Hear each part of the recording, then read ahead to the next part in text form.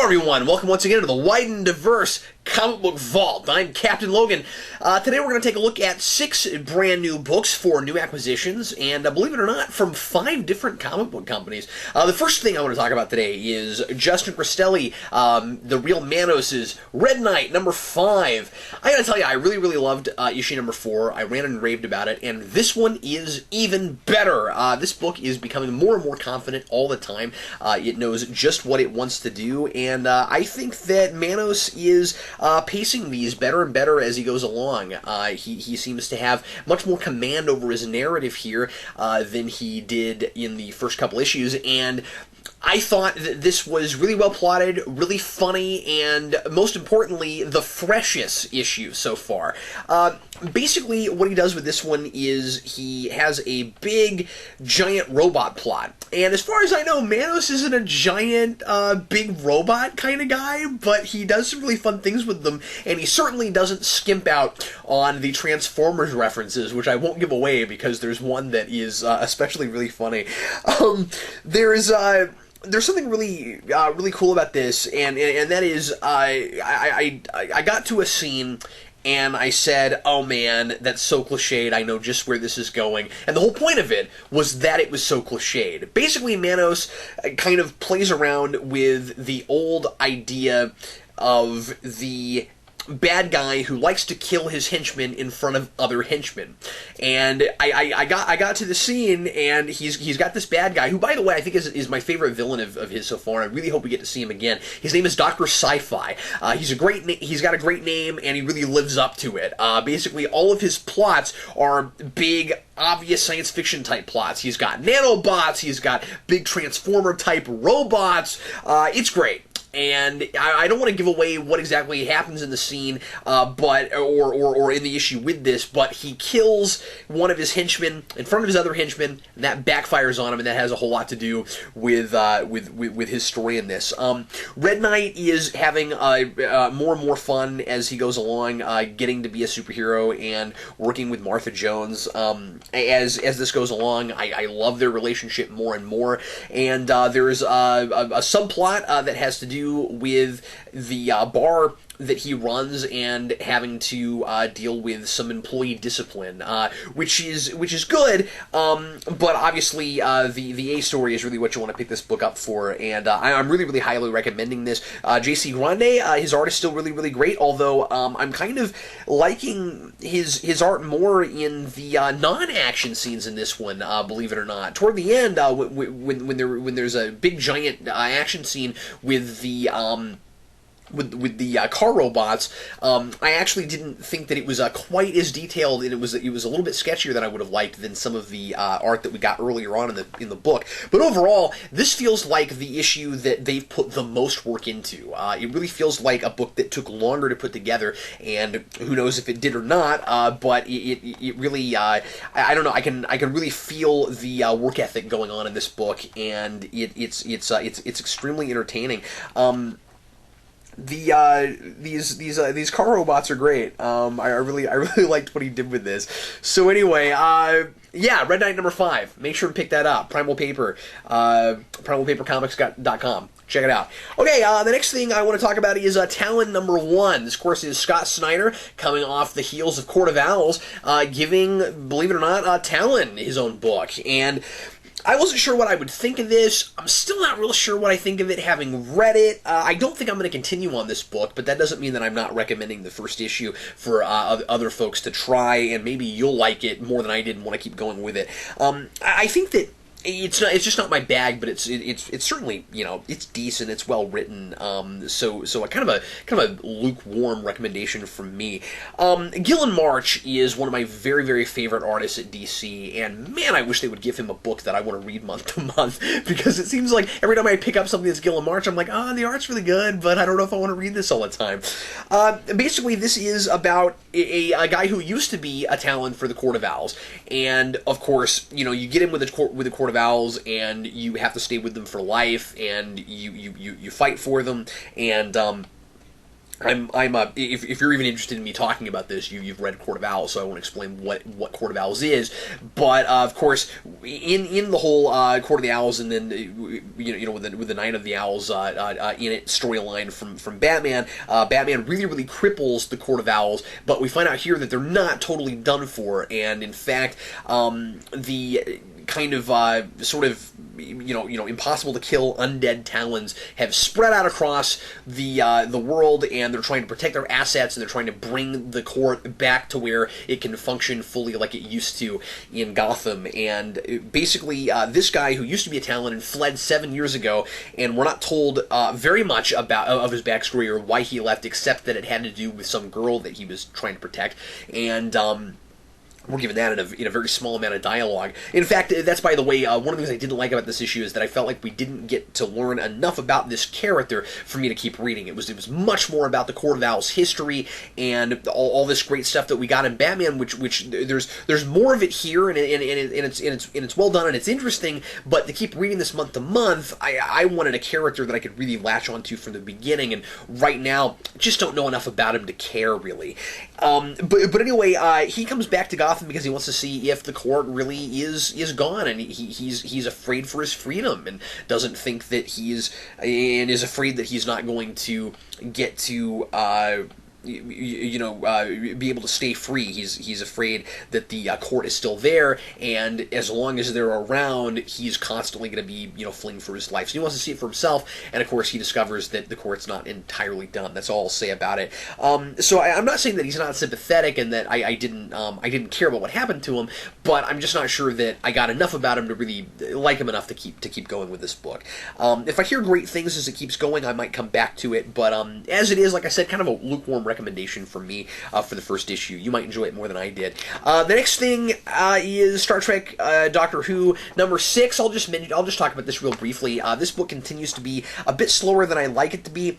I like what it's doing. I just feel like it could be doing it I just feel like the story that they're telling maybe didn't need a whole 8 issues, and that's unfortunate because I was really looking forward to a really thickly plotted Star Trek Doctor Who book, and that's just not quite what we're getting. But that's not to say that there aren't some really interesting things done with this, and once again, a lot of this issue is just a whole lot of standing around talking and getting us from point A to point B, which is getting the Federation to finally start working with the Borg against the Cybermen. We get some background about why the Cybermen and the Borg didn't get along and what exactly the Cybermen's plan is, and that's all pretty good stuff. And I really like how this ends, and it ends with the Doctor doing some time travel to basically learn something about the Borg that he really needs to know, and it looks like that's going to be kind of fun into the next issue. So anyway, I'm still liking this book.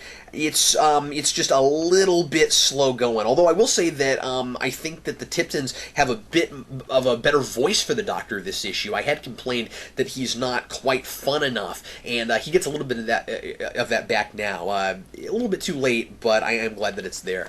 Next thing is Batman Incorporated number 4.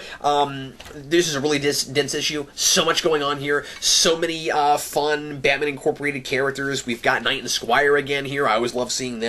We've got this new character, Wingman, who once he reveals his identity, that's really interesting. And now we've got Damian, instead of being Robin, being Redbird, because last issue Batman told him that Robin was grounded, so he said, okay, fine, I'll be something else. No, I'm Redbird. Damian is figuring much more into the plot of Batman Incorporated now. We're finding out that that things going on with Leviathan and Talia have a whole lot more to do with Damian than I realized they did, and that brings everything to a head at the end of this. This is a great issue, and I'm really enjoying the series. It's still really quite good, so I definitely recommend that. Here's the final... Actually, I'm sorry, you know what? I'll talk about that last, because that's Jason's pick. Before that, let's briefly mention Spawn number 224. And I say briefly because I just don't have a lot to say about these. Not enough happens each issue. I gotta tell you, I'm really kind of tired of Jim Downing's origin. I just want Jim Downing to move forward and do some stuff. We had to deal with this for issues and issues with Al Simmons. Who was he? Where did he come from? We're belaboring it even more with Jim Downing, and there's some interesting stuff for the universe at large, but I want to focus on Jim and focus on his present and his future and not so much his past. One thing that we get here that I think is really interesting is we find out that a lot of the characters that were kind of more over-the-top comic book type characters, guys like Overkill and Tremor and guys like that, and we knew this about Tremor already, that it seems like a lot of these more larger-than-life characters in the Spawn continuity came out of this program that Jim was a part of and potentially headed. There's still this big question as to whether or not Jim Downing was actually the guy who ran this whole a terrible experiment that created all these things. And so there's a name drop of Overkill, and in the letters pages, McFarlane makes it pretty clear that we're going to see the return of Overkill, and I'm kind of looking forward to seeing what he does with that. So I don't know, there's some good stuff for the mythos. There's a lot of talk about Jason Wynn and how he was connected to this whole thing, and so McFarlane's doing a good job of bringing some of this stuff full circle. But it's taking too long, and I'm ready to get out of these exposition issues where people just stand around and threaten each other a lot and then explain things. This whole issue is just Jim Downing kind of torturing a guy for information, and then flashbacks with that information. That's kind of it. So anyway, but I am still really, really loving these fun parody covers. This one, of course, is a parody of Dark Knight Returns, and I can't wait for the next one because it's a Watchmen parody and it looks really cool. Finally, Jason's pick, the last issue of Captain America by Ed Brubaker. This is Captain America number 19. I'm really glad that Jason picked this one out for me this week because I really, really wanted to read it. He went Captain America, and I said, sold! So, I love Ed Brubaker on Captain America, what I've read of it, and I haven't read a ton, but every time I've picked up some Brubaker Captain America, I've really enjoyed it. I've been told by some people that bits of his run aren't great and aren't as good as other parts of his run, but the man wrote at least 100 issues, and like I said, the things that I read, I really, really like. By the way, there's a letter at the end of this from Brubaker about his run and what it was like and thanking people, and that's definitely worth reading, and that was really cool. I think that this issue is probably something that people would get more out of had they been reading issues leading up to this, because this whole issue is Captain America talking to the 1950s Captain America, who is lying up in a hospital room, and he's in really, really bad shape, and Steve doesn't even know if he can hear him, and he's talking about the differences between Steve's Captain America and this guy's Captain America, and how this guy was, I always forget his name, but how he was kind of more of the darker side of Captain America, and the whole, and by the way, this does read pretty well standalone, but I don't really know what got him in this place, and I get the sense that, we get from this that there was a big fight between them, and that the 1950s Captain America, when Steve showed up, when Steve first came back, he didn't realize that was the real Captain America, the guy that is the reason that he wanted to become Captain America in the first place, and they got in this big giant fight. I'm not sure what put him in the hospital though, and so like I said, that's why I think that if you've been reading this, you'll probably get more out of it than I did, but it's still a really good. It's still a really good, one-issue kind of story, and it does a really good job of capping off, I think, capping off, Ed Brubaker's run on this. Captain America is kind of making this, Steve is kind of making this point that he didn't become Captain America for the reason that everybody else who's worn the costume has, and that's that they all put on the costume because of Steve Rogers. Of course, he was the first one, and the distinction he tries to make is that they all want to be a superhero to live up to him. They all want to be a hero. And he didn't go into it to be a hero, he went into it because he thought that it was the right thing to do. And that's the big distinction. And that's not to say that he thinks that he's better than everybody else or anything like that. It's just that that motivation sometimes the motivation of I want to live up to the legacy of Captain America sometimes seems to get some of these guys into trouble. And so anyway, the respect for this material and for the for the 40 stuff, like Brubaker's been doing for a long time, is absolutely great. Steve Epting does some of his best work that I've seen from him here.